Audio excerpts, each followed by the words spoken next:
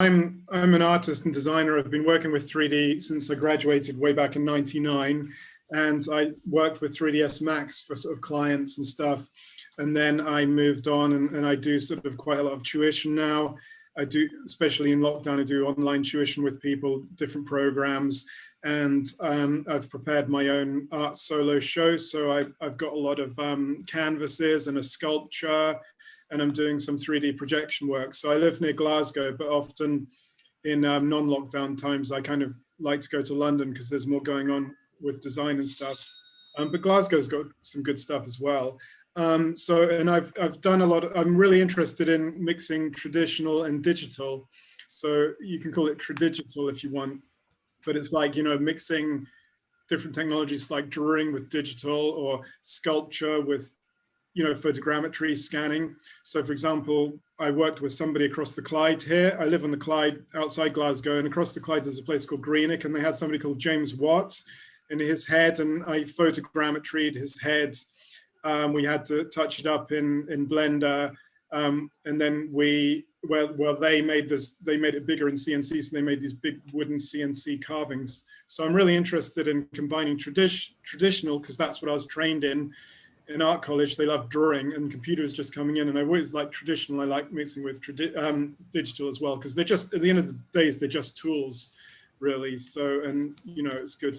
Okay, so I'm just going to share Blender to start with. So basically, this is for my solo art show. It's basically a satellite thing, and I'm going to show you something called Touch Designer, basically.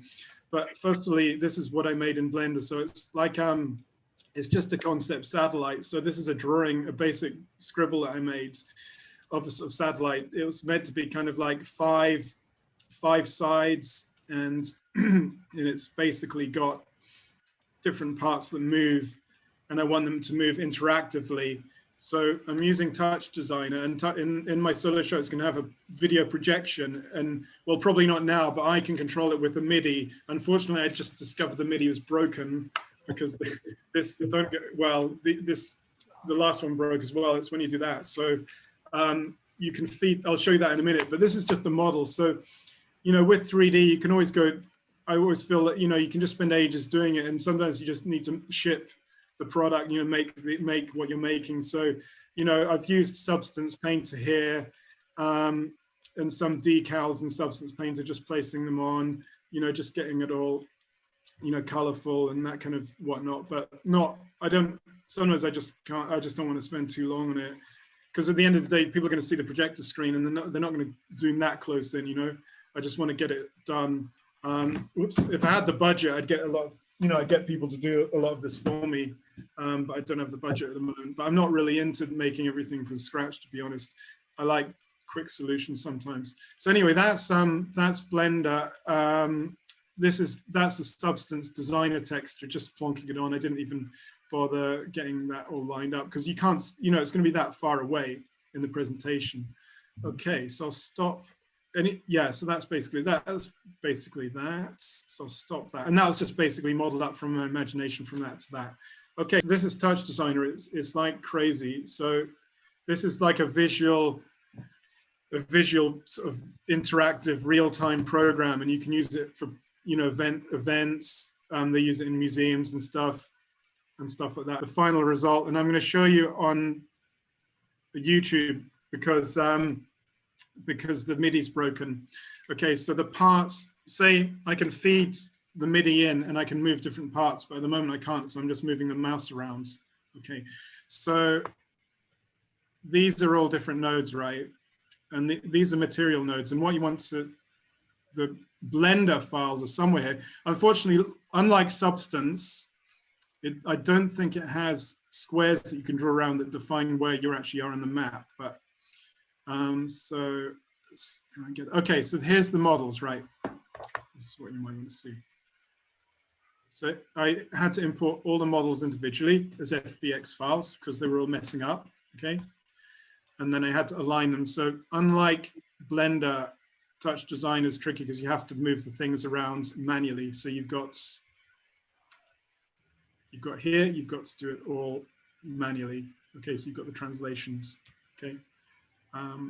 If anyone of you are into Python, You can do Python scripting in Touch Designer. The final version of this, I'm just going to work on it, and I can bring in some Twitter feed. I can bring in my Twitter feed onto it. You can also, I was also looking at bringing in data such as NOAA, you know, the data on buoys around the world. You can have live data like that. You can also turn turn that into visualization as well. But as I say, it also allows you to have 3D modeling from Blender or whatever into it. So you just do it as you go. So if any of you have experienced Substance Designer, then it's all with nodes, okay? And or actually in Blender, isn't it? Because you've got the new geometry thing, the geometry nodes. But so it looks complicated, but you just kind of do it as you go. So you do 1, 2. So let's go. What's happening here? Okay, so the movie file here is, okay, so that's a background scene. And then on this one, it's blur. So all you're doing here is blurring it. Okay. And then the next one is composites. So that is compositing something here. And let's have a look what's here. That's tiled the composition. So this is another image. So it's basically building everything up block by block. So it's completely different to Blender. So when you import your materials, you know, you've got textures and stuff like that.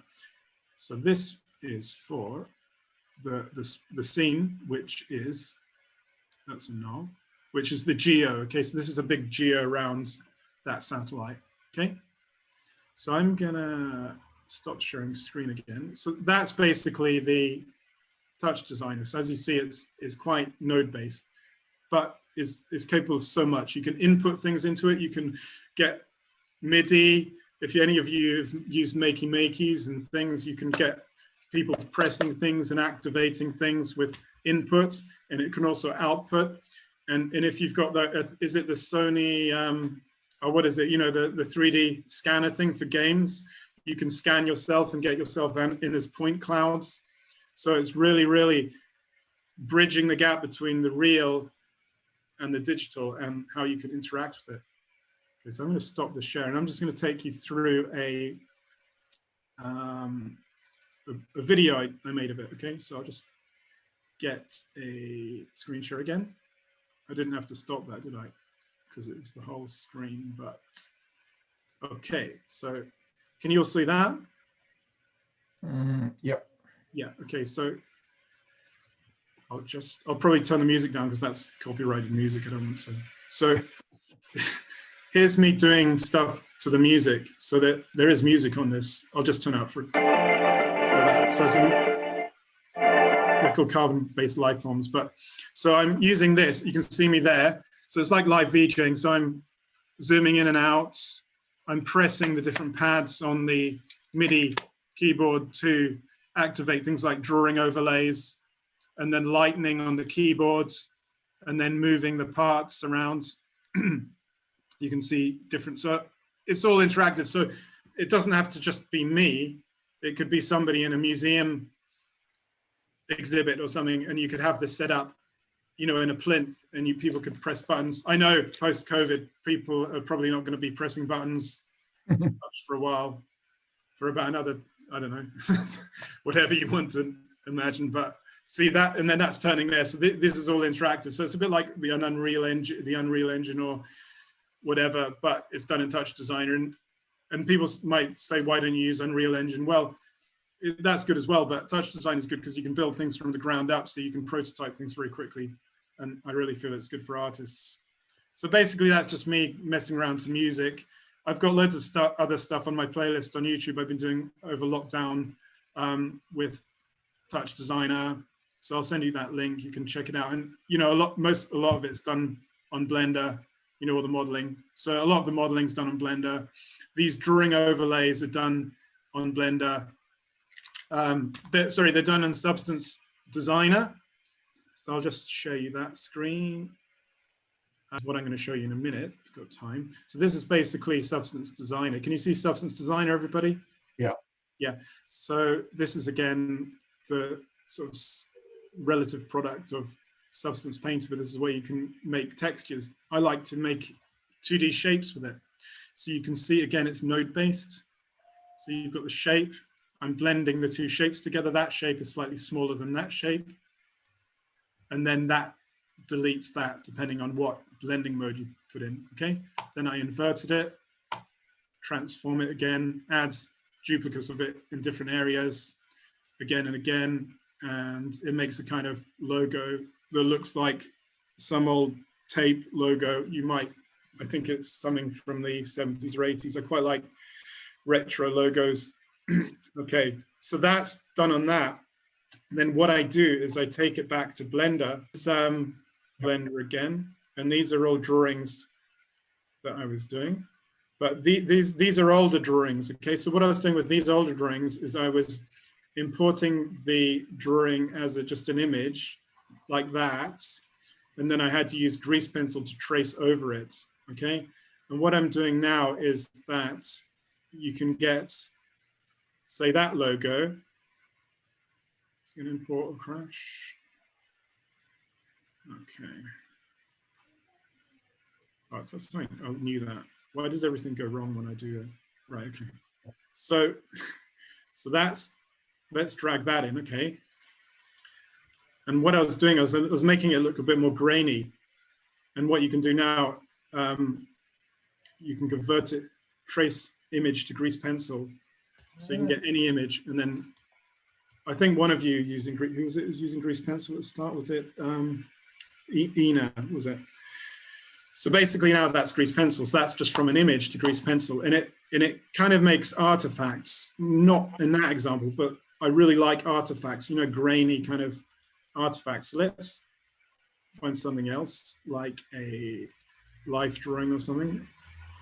Okay, let's something very abstract like that. So I do traditional drawings, and this is just a really fast sketch that I do at a life drawing session that's online now. Actually, it used to be in Glasgow, but now it's online, ATYN. It's a good life drawing session if you ever want to check it out. They have a really good playlist, you know, with music and stuff. So that's just a JPEG brought in, and then I trace that to grease pencil.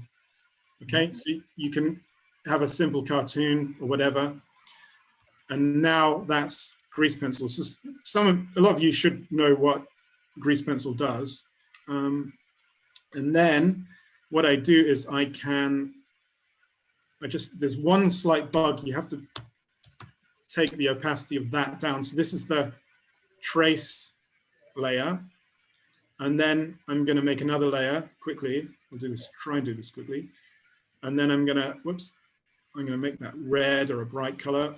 Okay, and then I'm going to get rid of the stroke, and I'm going to make it a fill. And then I'm going to go and do a draw. And then I'm going to go and do a draw like that. And it's going to work, no, because it's black, because there's the fill, and I haven't made that red. So, okay, so that's like that. And that's on, oh, it's gone green. So that's like that. And why is that not showing there? So I might have to go back to the opacity on that. Oh, it's because what I've done is I always confuse the layers with the materials. I don't know if you do that. It's kind of like it's like a double entry kind of thing. So that's the layer, the object data layer. So what I do is I make a new layer and call that red. So I personally find that a bit tricky to do that, actually. It's like you have to always think of the layers and the materials. So you can suddenly just paint away. There's new paintbrush options as well. I mean, this is just very abstract. I like abstract work, but you know, you could do more sort of manga stuff or illustrative stuff, but you know, so but that's the great thing about this, because it, you know, you can do anything in it, because that's just an abstract kind of backdrop for the life drawing.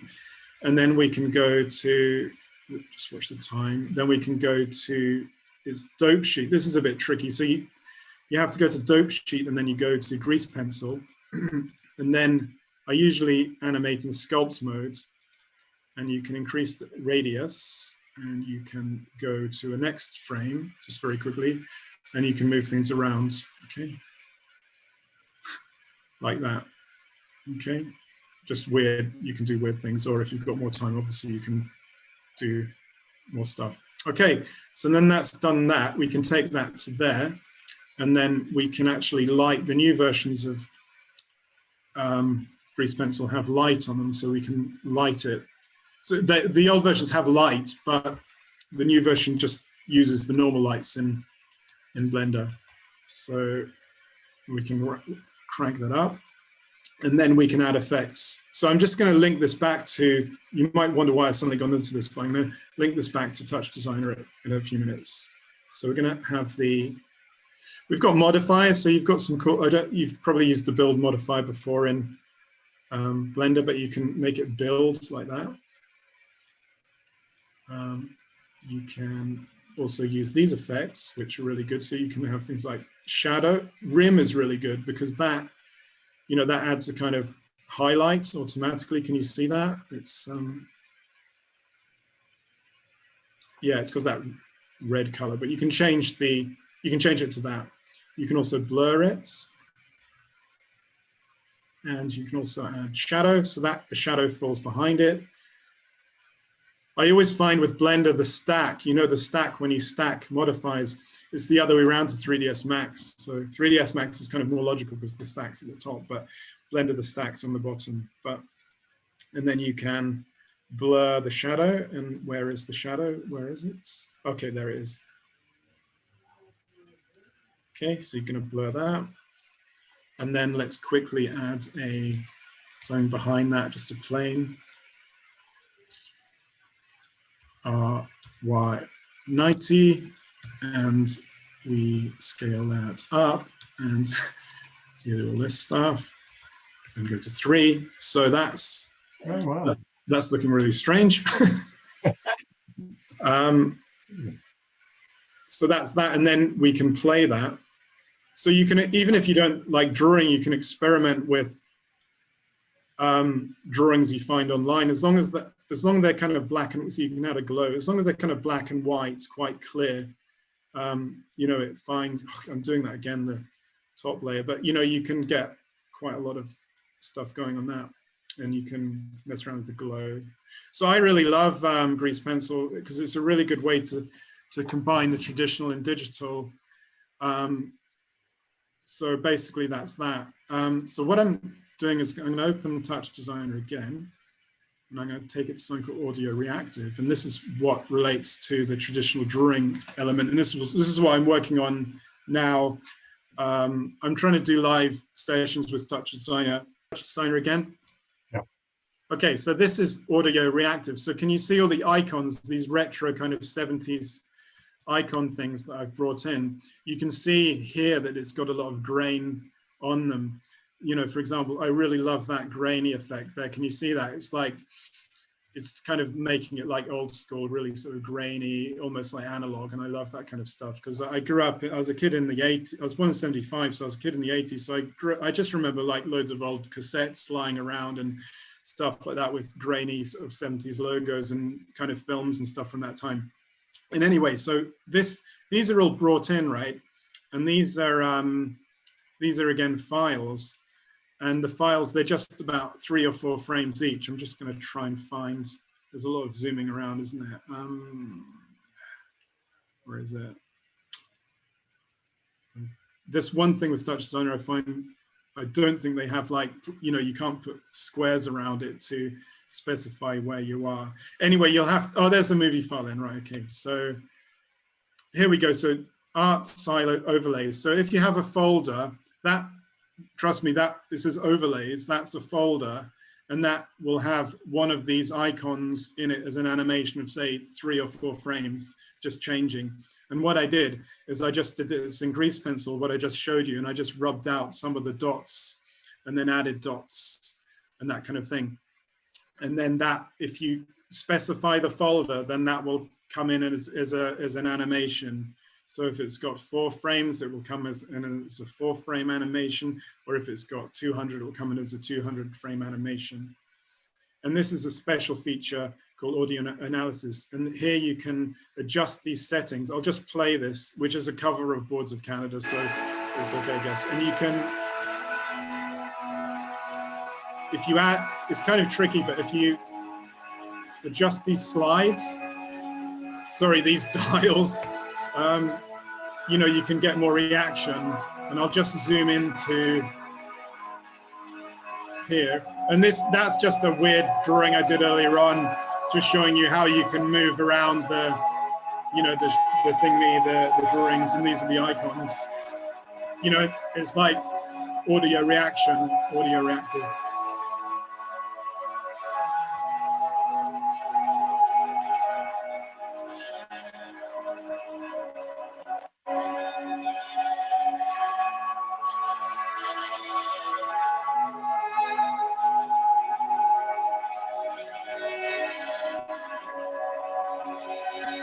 So you can really, yeah, I mean, that's a nice track, but if anyone likes Boards of Canada, they're from Scotland, by the way, not Canada, but so these, so you can fiddle around with that, and they make really good audio reactive, you know, you can make it really audio reactive. So you can have weird abstract shapes made in Blender, you can have drawings made in Blender Grease Pencil, you can have models doing things, you can have models appearing and disappearing. If you want to export an animated model from Blender with the modifiers, so say example, the build modifier, you want to use an alembic, I think it's alembic file system, that will import to Touch Design as alembic, and then you can apply, you can make the slider, you know, slide up and down to music on the alembic model system.